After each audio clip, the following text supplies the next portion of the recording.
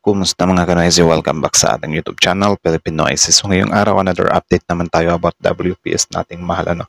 So ang video ito ay mula na naman kay Historiador. So meron itong pamagat na China sobra na, buhay pa sana ang mangingisda kung wala ang China. Taiwan naka-alerto. So medyo alarming tong balitang to para sa atin,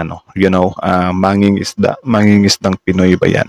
So yan yung alamin natin. So bago natin simulan, Historiador, supportahan nyo yan. Tapos syempre, kung trip nyo ng mga ganitong reaction video, may kasama kayong manood, huwag nyo na rin kalimutang supportahan yung YouTube channel natin, Filipino ISIS. So mga kanoise, hindi na natin to patatagalin pa. Simulan na natin, baka agawin pa ng China. Again, ang mamagat ng video ito, China sobra na, buhay pa sana ang mangingisda kung wala ang China. Taiwan naka-alerto. So again, Historiador, Filipino ISIS. Like, comment, share, subscribe. Start. Grabe na talaga! China, hinarang, tinira at ginamitan ng kakaibang weapon ang Philippine Coast Guard. Hindi lang yan, isang mangingisda mula sa Zambales, patay. Kung hindi dahil sa China, ay buhay pa sana ito. Diba? Doon pa lang medyo manggigigil ka na kung hindi dahil sa China, buhay pa sana ito. So, ano kaya nakapaloob dito, men? Kaya naman plano ng Pilipinas na magsagawa ng pagsasanay kung paano paganahin ang Typhoon missile system bilang paghahanda sa mga banta ng China. Habang ang Taiwan naman ay bantay sarado na ang nasa 52 barko mula sa China.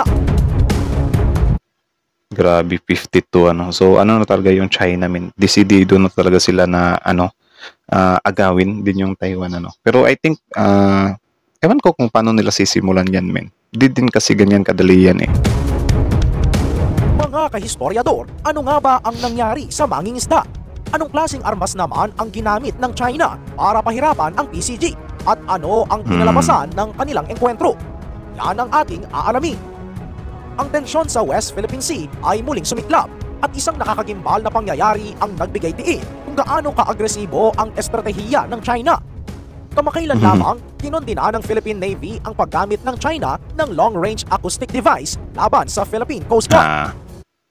So yan yung long range na yan is parang I think sound siya na pwedeng maka-irita sa tenga ng isang tao. So parang effective din siya na pang depensa din talaga. Pero ang China, ginagawa nila to or ginagamit nila pang haras. Diba? Ang galing. Isang malinaw na senyales ito ng patuloy na pagtaas ng agresyon ng Beijing sa rehiyon na nagpapakita ng hindi matitinag nilang plano na kontrolin ang mga pinagtatalunang teritoryo. Noong January 25, 2025, habang nagsasagawa ng regular na patrol operation sa Zambales, ang PRP Cabra ng Philippine Coast Guard para sana sa isang rescue mission, isang insidente ng pagharang ang naganap.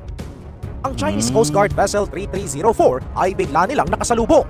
At nang ipinagdiin ng PCG na nasa loob sila ng teritoryo ng Pilipinas, agad na gumamit ang Chinese vessel ng LRAD, isang matinding Diba? Ang lakas ng amats, diba? Pinapaalis kasi wala sila sa teritoryo nila. Sila pa yung nagagalit. Tapos, kapag pinalagan natin yan, biglang mag-i-excuse yan na dumipensa lang kami, anak ng teteng. Kayo pa talaga yung dumipensa sa lagay na yan. Upang takutin at pilitin silang umalis. Ayon kay Rear Admiral Roy Vincent Trinidad, tagapagsalita ng Philippine Navy para sa West Philippine Sea, ang paggamit ng LRAD ay isang pagpapakita ng iligal na presensya at mga coercive actions ng Chinese Communist Party. Diba? Sila lang naman talaga yung puro illegal yung ginagawa. Tapos binabaliktad nila tayo. Alam nyo kung ano yung binabato ng China laban sa atin na tayo daw yung mga illegal.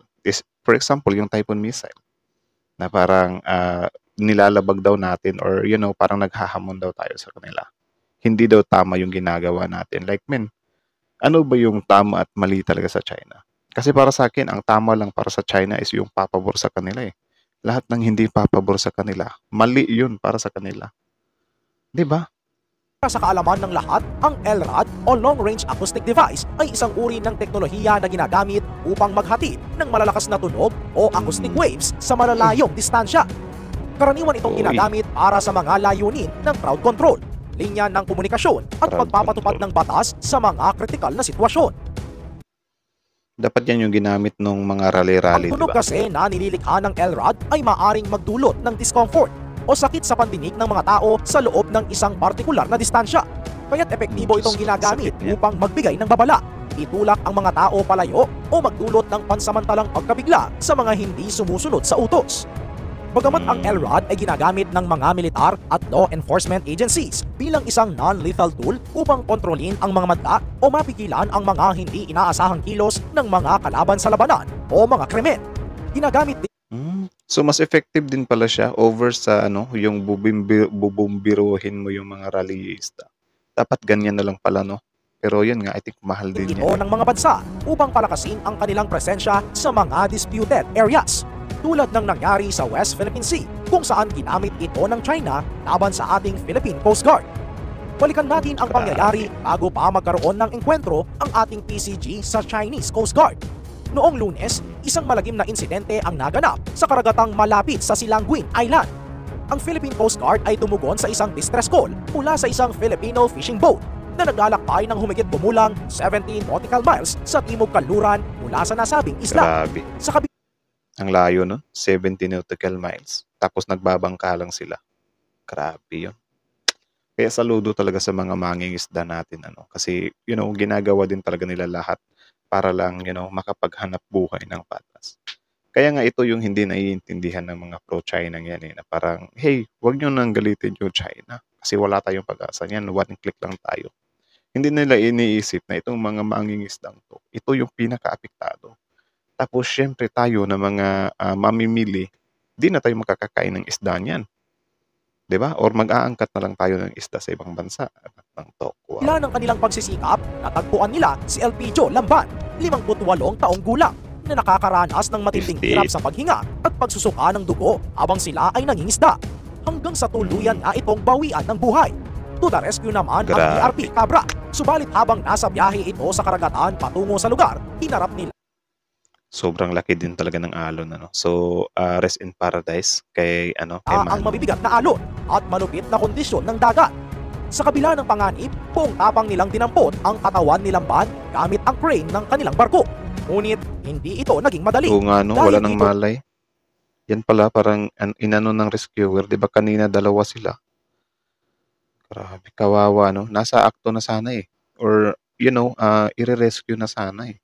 Kita nyo yung kanina, na parang nagsasagwan pa nga ata siya. Napapasok ang isang Chinese Tapos Coast ngayon, Guard wala na. vessel CCG 3304 na tila hinaharangan Ayun sila lang.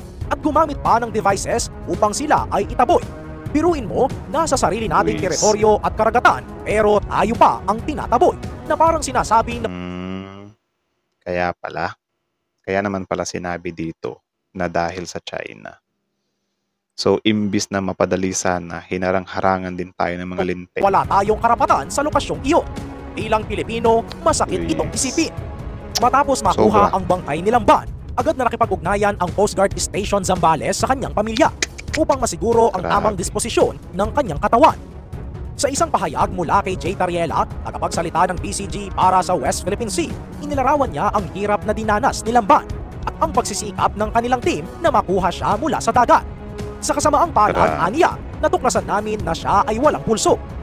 Sinasabi ng mga analis na Parang meron ba yung pulso kanina eh? Wait lang nga, tandaan natin, 6:35. Balikan natin ng konti. Yung parang nagbabangka pa sila.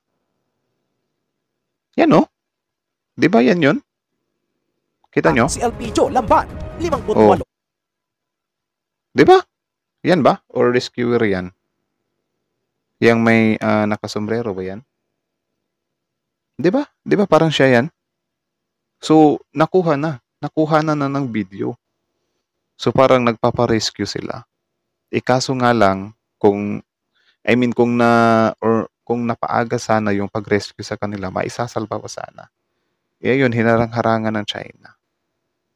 taong gulang Grabe. na nakakaranas ng matinding hirap sa Yan, paghinga at pagsusuka ng dugo habang sila ay nangingisda.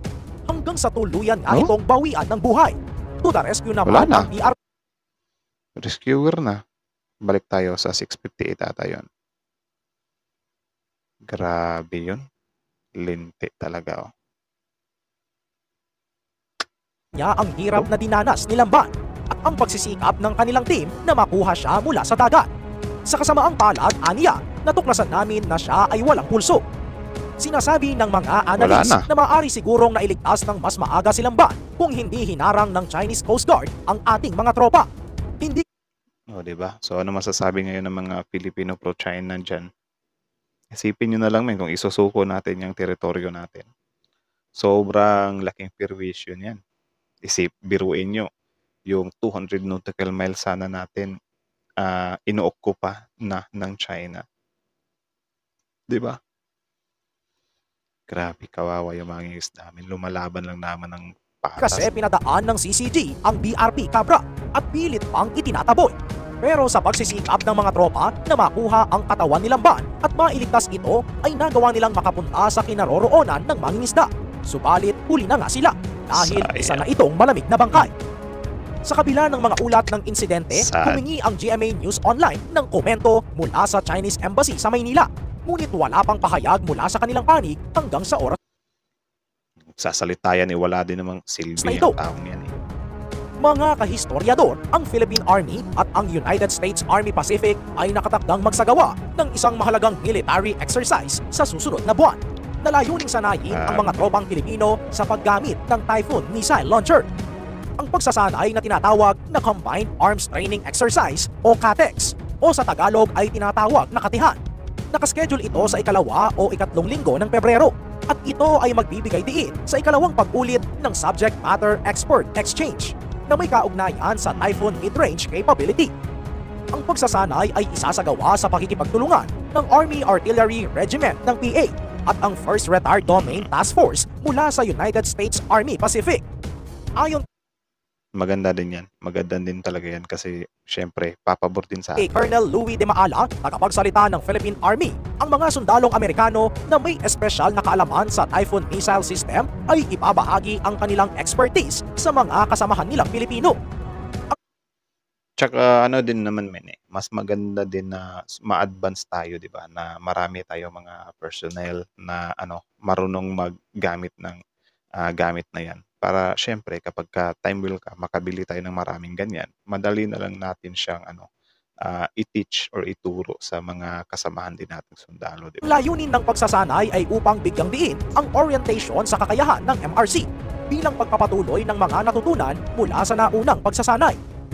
Ang buong proseso ng pagsasanay ay tatagal ng 1 linggo at ito ay bahagi ng paghahanda para sa isa pang exercise na pinamagatang Salaknib. Ang SMPE Salaknib yun. Yung Salaknib. O, di ba? So, kaway-kaway sa mga Filipino pro-China dyan na nasa posisyon. Ito yung gusto nyong pigilan, di ba? Para para yung mga sundalo natin maging mangmang sa ibang mga kagamitan. Pandigma natin. Ng teting sobrang affected kayo sa sa mga military exercise. Okay lang sana kung sobrang concern nyo. Paano kung dahil nabayaran kayo kaya ganyan kayo umasal?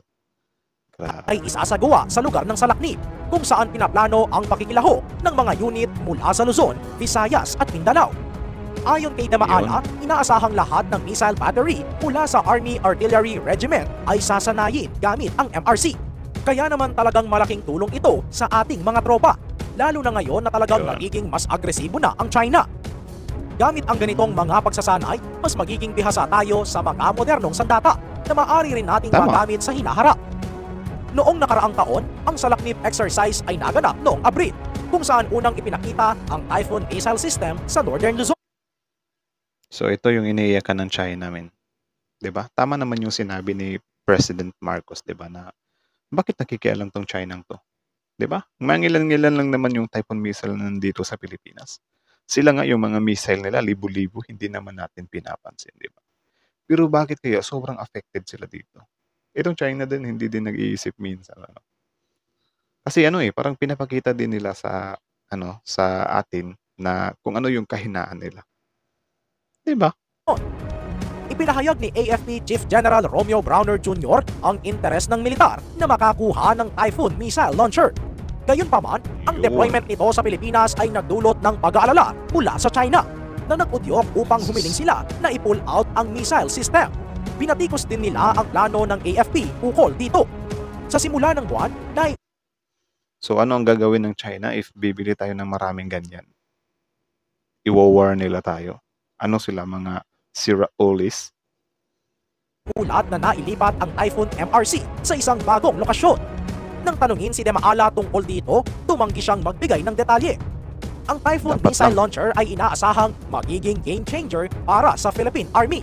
Ito ay magiging bahagi ng Sana din talaga i-apply talaga 'to ng isalin by salin ba na parang every generation ng army. Na yun nga, kapagka meron tayong gagawin mga hakbang, huwag nating ipaalam agad sa media, 'di ba?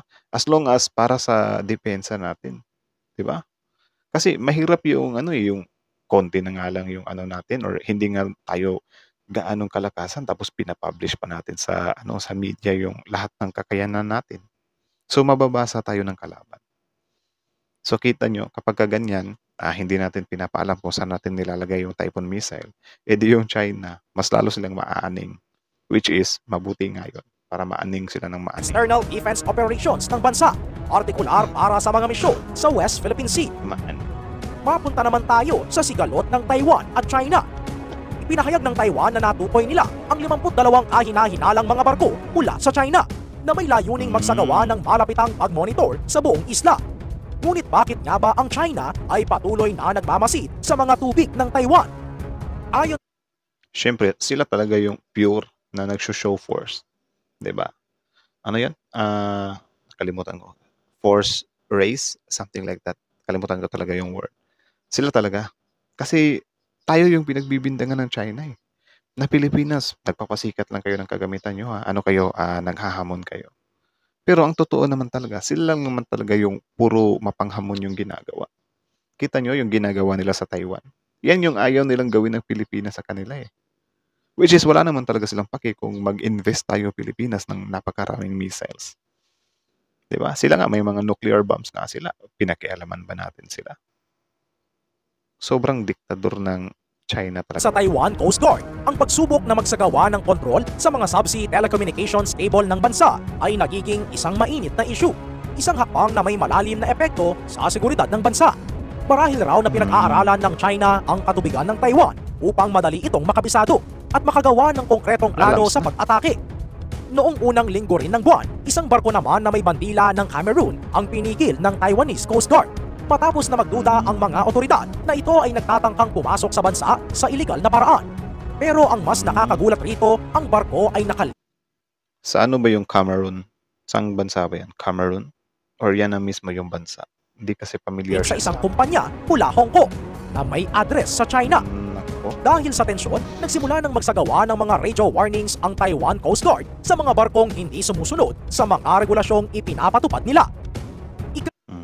Dapat lang, may right din naman kasi yung Taiwan dyan eh. Kaya nga tayo Pilipinas, yan din dapat sana yung ginagawa natin.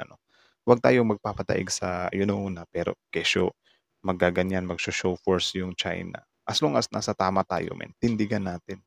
Kaya nga sobrang nabibilib talaga ako sa Pangulo natin sa usaping ganito. Mga kahistoryador, ano nga ba ang tunay na layunin ng China sa pagpapadala ng 52 barko sa paligid ng Taiwan? Isang hakbang nga ba Hindi na kailangan itanong yan. Siyempre, nanggagahaman sila. ito patungo sa mas malaking agos ng tensyon? At sa kabila ng lumalalang banta ng China, napapanahon na nga ba para sa Pilipinas na isaalang-alang ang pag-aaral sa paggamit ng Typhoon missile system? Comment Siyempre, dapat lang. Dapat lang na pag-aralan talaga ng Pilipinas yan.